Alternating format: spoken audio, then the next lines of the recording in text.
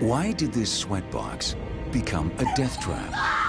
How did the convict go from repairing this electric chair to being executed by it? What unplugged the amateur repairman? How did these DIYers end up dead?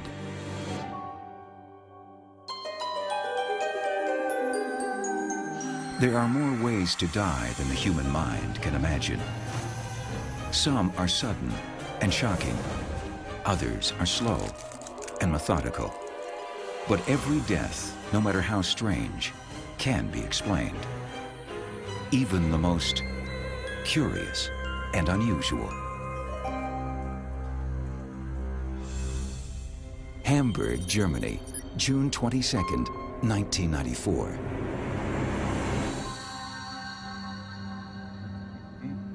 This is Gunther and his wife Helga. Tonight, they're on a special date, right in their own backyard. As a retired teacher, Gunther is using his spare time on a few DIY projects. His most recent is this sauna. Gut gemerkt, Gunther. Ich liebe es.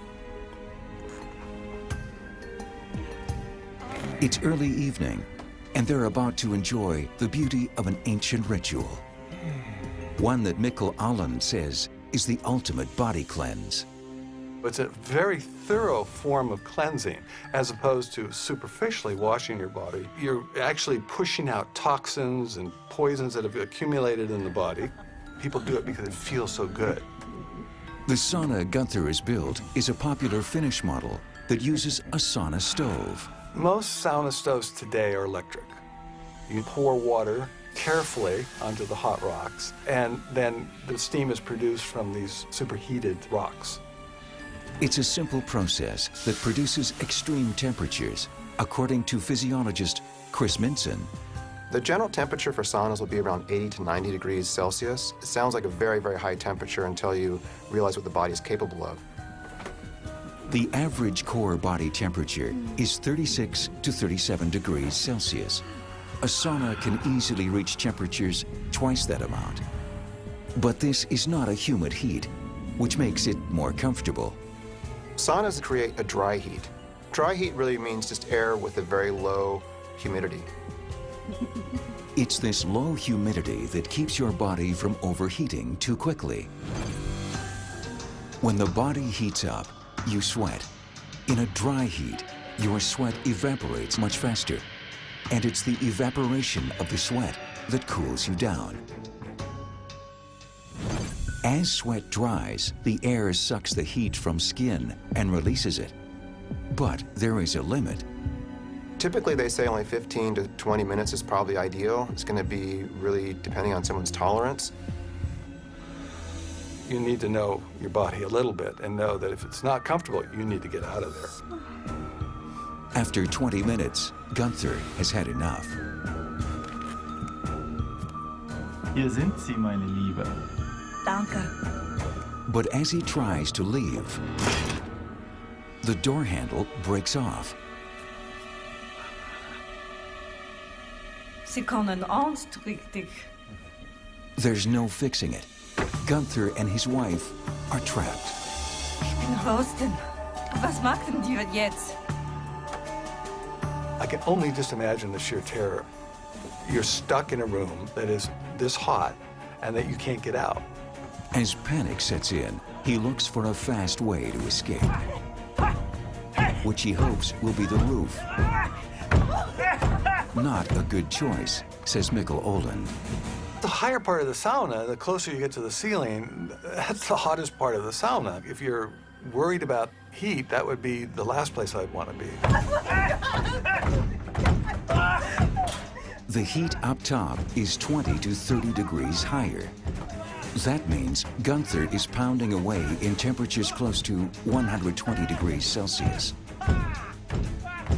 One of the greatest challenges we have to the human body is to be able to stand upright in the heat during exercise. It's a huge challenge to the cardiovascular system. When the body heats up, so does blood. Nature's way of cooling it down is to pump it to the surface and release the heat through the skin. If it lingers too long, there's less blood circulating back to the heart. This is why a lot of people will faint standing up in the heat. Gunther has been trapped in extreme heat for more than 20 minutes. He's not only physically exhausted, he's starting to lose it. As they get warmer and warmer, their core body temperature rises, then cognitive ability starts to diminish. And if you combine that with the dehydration, then you've got a really compounded problem of dehydration and heat stress. Cognitive function, decision-making, rational thinking, all those type of things could have been impaired in the heat. Which might explain why Gunther is not looking for a better way out. He was probably not making very good choices at that point.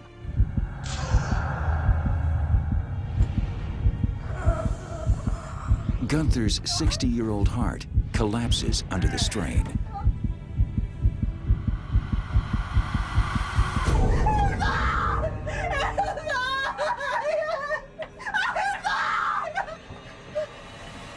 Helga is now alone with no time for grief. She could soon suffer the same fate as her husband. She needs to find a way out, fast. Helga spots something that Gunther overlooked in his exhausted state. The electrical connection for the sauna stove. The heat subsides, but Helga is still trapped. She spends the night next to her husband's body.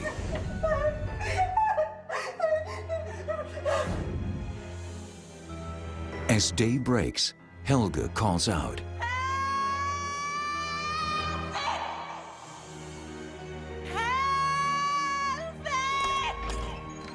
A nearby neighbor hears her cries. She's finally free. If you build your own sauna, make sure the way in is also your way out. Otherwise, all that you'll cook up is a curious and unusual death.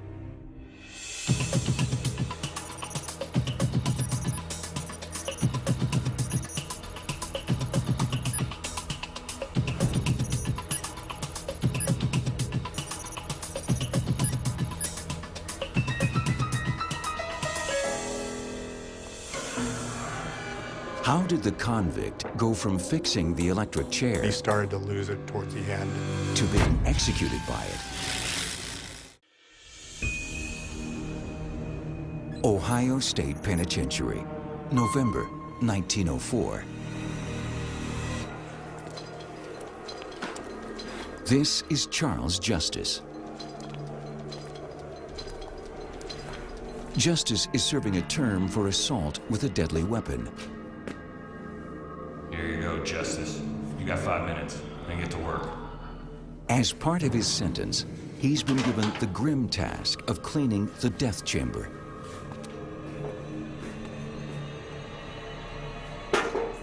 A job that includes scrubbing the electric chair. Introduced 3 years earlier, it was considered a kinder way to kill, explains prison historian David Myers. At the time the electric chair was introduced, there had been a lot of miscalculations when they were doing standard hangings, and it led to some gruesome results with people being decapitated. So they were looking for a more efficient killing machine. But the chair isn't as painless as they had hoped. The high voltage is causing the condemned's flesh to burn. Originally, the restraints were simply just leather straps. They were ratcheted down as tightly as they could, but leather can stretch. When the inmate strains against the leather straps, his wrist lifts from the electrodes. The current jumps the gap and burns his flesh. People were basically being incinerated. They were developing these prolonged spectacles, which were really gruesome to see. These spectacles gave Charles Justice an idea. Replace the leather straps with metal hooks. Charles Justice is credited with having created this new restraints, these iron hooks that could be clamped down onto the arms of the convict to hold him more tightly in the chair. The metal clasps leave no room for straining, which means the electricity can't arc and the skin can't burn. It became this efficient killing machine again, and it only took usually 60 seconds or less to put the inmate to death. Justice's innovation not only saved the men on death row some pain, but Justice himself. It helps him land an early parole.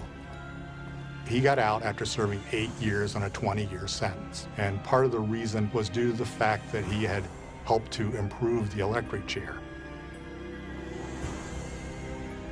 Charles Justice walks out of the Ohio penitentiary a free man. But then his story takes an unexpected turn. Coming up, how did the restraints that helped set Charles Justice free turn into a fate worse than prison? As a prisoner at Ohio State Penitentiary, Charles Justice won good standing for performing exceptional duties in the death chamber. He improved their electric chair. Justice made metal clamps to keep the wrists tight against the chair's electrodes, providing a more humane execution. An invention that helped win Justice freedom. But not for long. A mere 7 months later, Charles was back in the Ohio Penitentiary, this time for first-degree murder. Charles Justice killed a man while stealing food from a farm. It's time, Charles. His sentence, death by this electric chair. The very chair that helped win his freedom is now going to take it away. Charles Justice kept very much to himself during his last hours, maintaining to the end that he was innocent. October 22nd, 1911. It's time for Charles Justice to face justice. This way, Charles. First, they shave his head and ankles. They need a smooth surface to administer the electricity, all 2,000 volts. Keep moving, Justice. Pretty much up to the last few minutes, he maintained his composure. But then he started to lose it towards the end.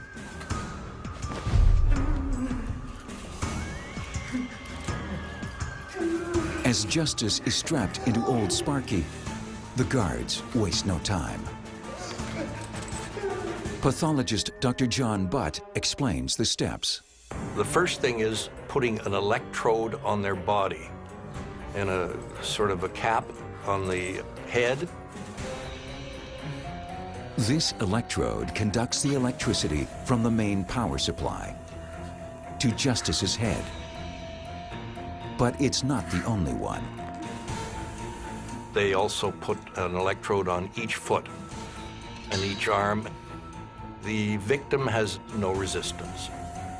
The very hands which design these restraints are now bound by them.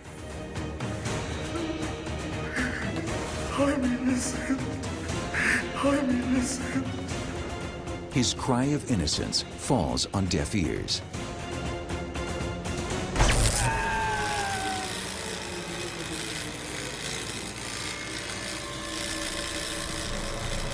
The electricity is delivered to the head and the brain is stopped instantly. Charles Justice is now unconscious, but he's not dead. That will take another 40 to 60 seconds. As electricity shoots through Justice's body, the current seeks the path of least resistance. The opposite electrode. 2,000 volts blast through Justice's heart. It just burns out the electric circuit in the heart. It stops at bang. Charles Justice is almost certainly dead. But just in case, Ohio State protocol requires the guards deliver a second jolt, and this is sure to kill him. but his body still contracts. If you pass certain types of current through the body, you can make the muscles move in the body. Even though the person is dead, you can make the muscles move.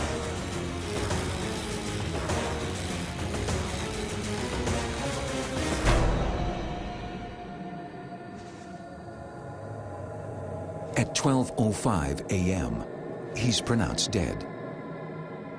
Charles Justice, a model prisoner for an innovation that in the end fixed him to his own curious and unusual death.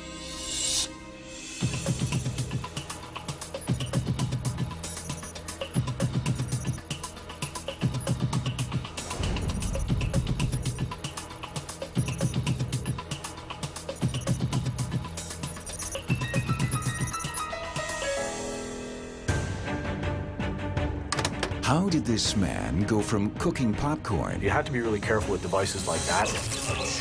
to cooking himself? Nicholas County, Kentucky, January 5th, 1998. This is Ralph Sherman. He's got the munchies.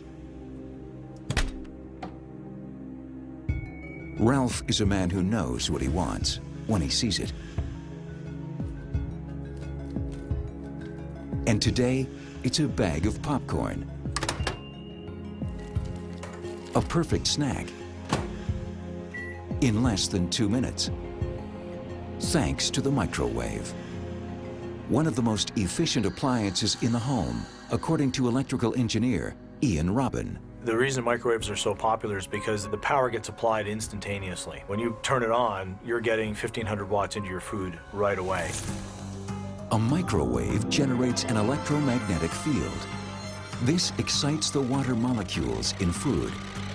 The friction creates heat, and that does the cooking. It's directing the energy into your food, and it does it basically as soon as you press the on button. So it's very, very fast.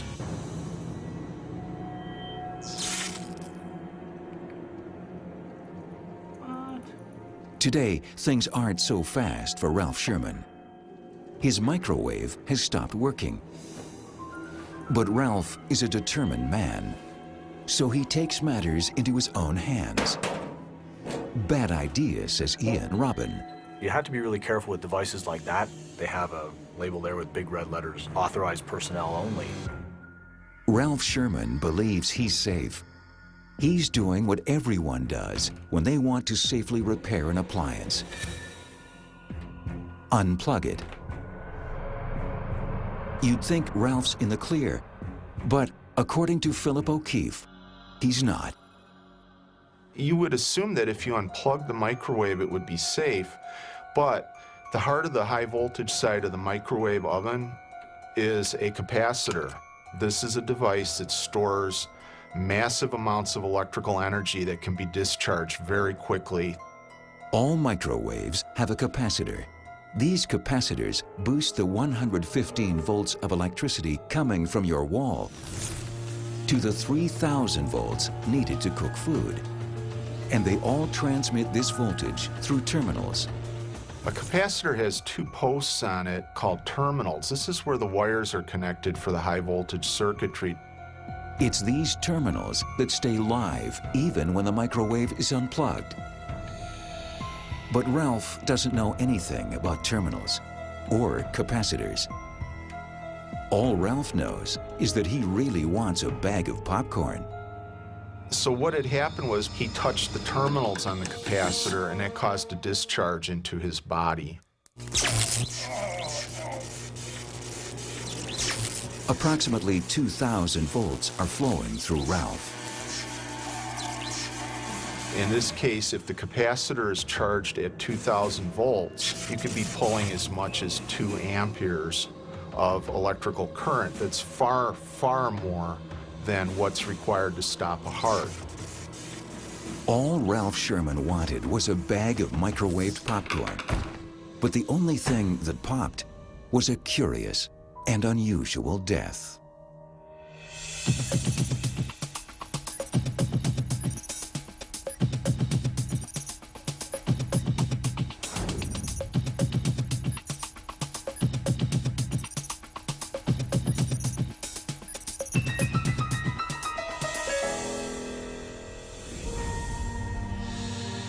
When the instinct to do it yourself is strong, remember that whatever you build should always have an exit strategy, and that no good deed will go unpunished. And that while home repair can create a sense of accomplishment, it shouldn't leave you overcharged. The builder, the convict, and the repairman all decided to do it for themselves, never realizing that the fruits of their labor would be a curious and unusual death.